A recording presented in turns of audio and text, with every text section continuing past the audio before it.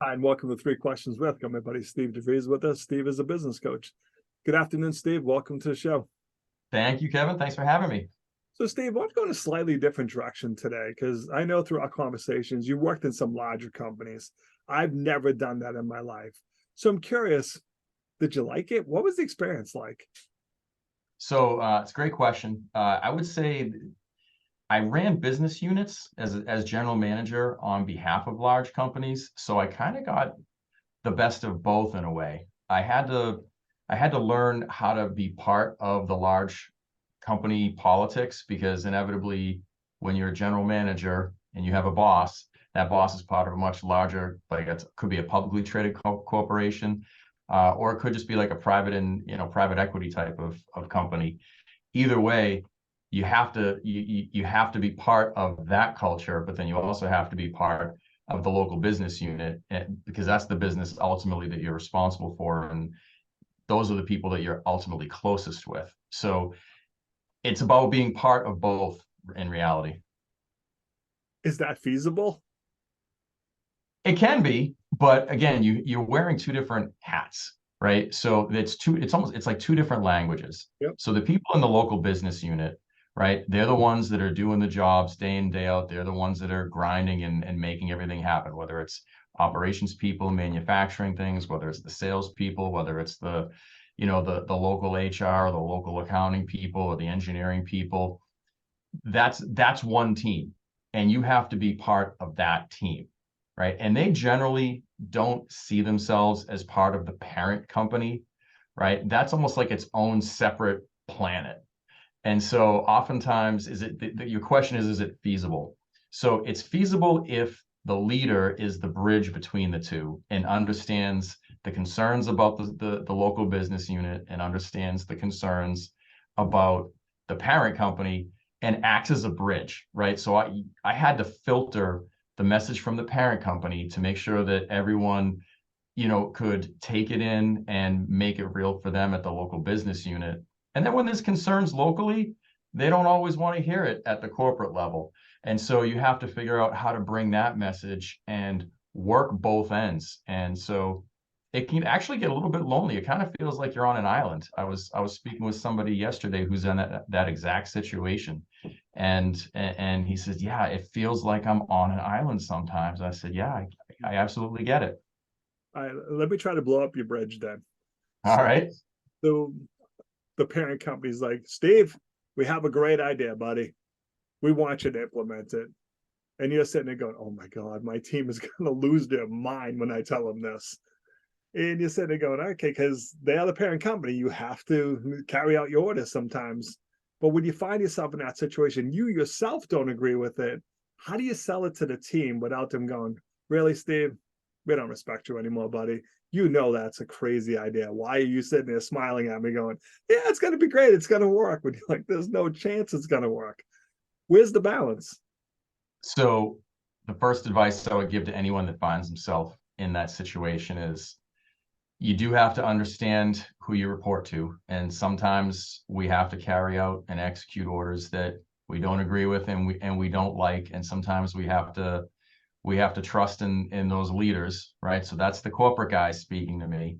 So then if you find yourself in that position, what you need to do is get really creative with your team and do your damnedest to make it work and try and bring every concern that you have to the parent company, to your boss, whatever the case may be, along the way.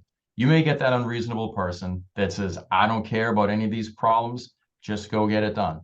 Yep. All right. And maybe you're being set up to be a scapegoat, maybe not. Right. If it's not going to work, it's not going to work. And you just have to hope at that point that someone steps up to the plate and says, yeah, not a good idea, my bad. I would say if you find yourself worrying about that, I tell you, you're probably not working in the right organization. Right. But be that as it may, it is incumbent upon you as the leader, that the person in the middle of that bridge, to find a way to make it work. And you got to work your damnedest. And you convince your team, if they trust you, you convince them, if we are able to make this work, here's what it's going to mean for all of us. And it's going to mean potential career advancement, potential bonus, potential acknowledgement, whatever the case is. you just have to find a way to try and make it work. Steve, can I just sit there and go, everybody, I understand your concerns. I'm asking you to be on my team. I got my orders. We have to carry them out. Can we just go forward now? Can you use those relationships you built and just go, Absolutely. okay, I understand this, but got to understand where Steve is. You have, yeah, you absolutely. I mean, if you have done a good job as the local business leader and you build trust, there's currency in those relationships. And, you know, you have to decide, it's okay to say, listen, I'm not sure I love this either, but we've been asked to do it. And ultimately, they're the ones who are responsible for us and signing our paychecks. So it's our job to execute what they ask us to do. It's also our job to tell them when we don't think it's a good idea or what the challenges are. And we've done that, and they've still said, we'd like you to move forward. We're going to move forward. I call that playing the boss card. That's what I call that. Because I've been in, not in a big situation, but this Yeah. when I worked at places I didn't agree with. And, you know, we would talk about it. I'm like, okay, everyone had a chance to speak about this. I don't pull this card out too often, but I'm pulling the boss card now. I've spoken. We have to do it. Okay, everybody. You know, Yeah, you and that's okay. got to stop. There's absolutely a time and a place for that. And as the leader, it's up to you to make sure that your team is giving it their all. Because again, if you find yourself being put in a bad situation that you have to execute something that you don't want to do, or you don't think is going to be successful, and you've done everything you can to possibly shed some light on those concerns, and you're still asked to do it, then, you know, it's a trickle down effect. If your team, you know, does that with you and you say, okay, I understand, but we still have to move forward. If they aren't giving it their all, then you also have to question, do you have the right people on your team?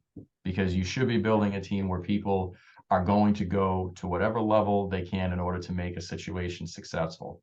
Because we all have to accept that maybe someone somewhere knows a little bit more about something than we do, and they know that it's the right thing to do if executed flawlessly. And so you have to give yourself a little bit of room to accept that.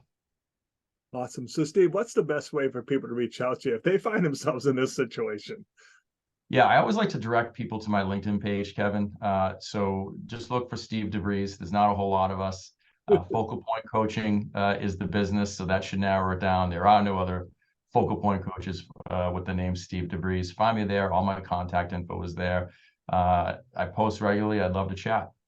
Awesome, Steve. I appreciate you taking a few minutes to come on the show. And as always, thanks for being my friend. I appreciate you, Kevin. Thanks for having me.